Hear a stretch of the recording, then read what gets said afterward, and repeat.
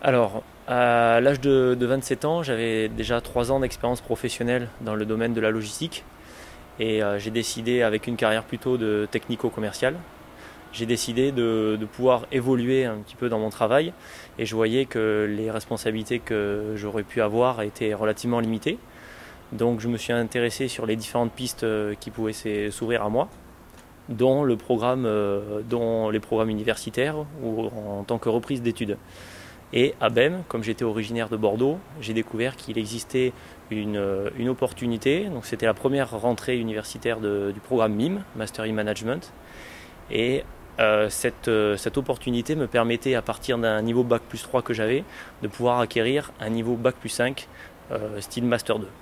Donc j'ai saisi cette opportunité qui a été par la suite après un tremplin pour moi. J'ai constaté que ce master, donc il fallait le faire en 2 ans pour pouvoir avoir ce niveau Bac plus 5 et qu'il existait un certain nombre de masters spécialisés par la suite. En l'occurrence le diplôme des achats, le MAI, qui avait une grande renommée sur Bordeaux et sur la France entière, et j'avais déjà des amis qui travaillaient dans le domaine des achats. Donc ils m'ont conseillé sur ce master en particulier. Après, j'ai hésité également avec le programme ISLI, qui était plus un programme de logistique et qui correspondait à mon parcours professionnel. Donc, lorsque je suis arrivé au MIM, c'est vrai que j'avais cette hésitation entre le programme LISLI et le programme MAI.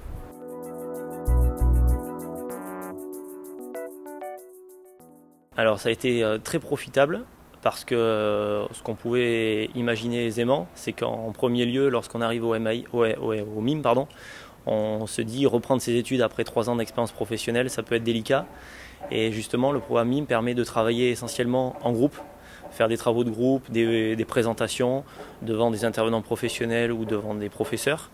Et ça a été vraiment très profitable de pouvoir me remettre dans un contexte de travail tel que je l'avais lorsque j'étais en entreprise. Après, on a eu beaucoup de matières de remise à niveau sur des analyses financières, comptabilité, ressources humaines. Donc ça a été des choses que j'avais peut-être un petit peu omis de travailler et ça m'a permis justement de les rafraîchir.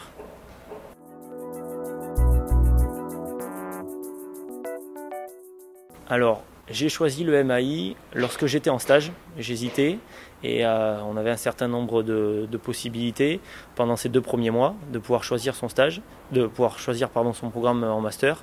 J'ai choisi le MAI parce que je travaillais en partenariat avec le service des achats chez Michelin et j'avais des personnes qui étaient très ouvertes d'esprit et qui m'ont conseillé sur ce domaine d'activité. En plus de mes amis qui travaillaient déjà dans les achats. Donc ça a été vraiment un élément déclencheur. Je voyais les relations commerciales qu'ils avaient, les relations avec les fournisseurs, les négociations. Et je trouvais qu'avec ce parcours de technique commerciale, travailler dans les achats pouvait me favoriser à travailler et à développer cette branche commerciale.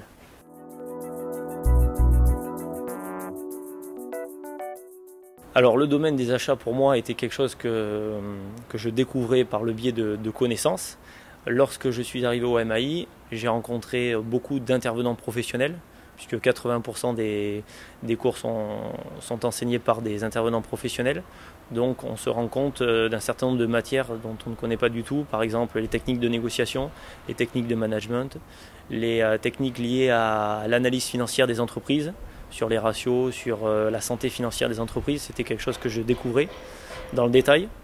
Après, des matières beaucoup plus spécialisées dans le domaine des achats, à savoir les techniques de stratégie d'achat, si une entreprise appartient à un gros groupe ou si c'est plutôt une PME.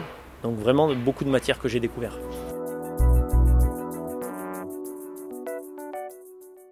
Alors aujourd'hui, suite à la crise économique, c'est peut-être effectivement difficile de trouver un premier emploi en tant qu'acheteur jeune diplômé parce qu'il faut faire ses armes dans une entreprise et je pense que lorsque j'aurai fait ces premiers pas dans une entreprise en tant qu'acheteur jeune diplômé, je deviendrai rapidement acheteur junior et là j'aurai beaucoup plus d'opportunités qu'aujourd'hui peut-être. Ceci dit, il y a des entreprises qui offrent des possibilités pour des jeunes diplômés parce qu'elles connaissent la renommée du MAI et donc elles donnent cette opportunité à des jeunes diplômés de pouvoir prouver leurs compétences et leur motivation essentiellement. Alors je cherche en France dans un premier temps. Mon parcours professionnel fait que j'ai travaillé essentiellement en France. Par contre, par la suite, je voudrais travailler dans un groupe international et pouvoir avoir des responsabilités en tant qu'acheteur junior et puis après senior.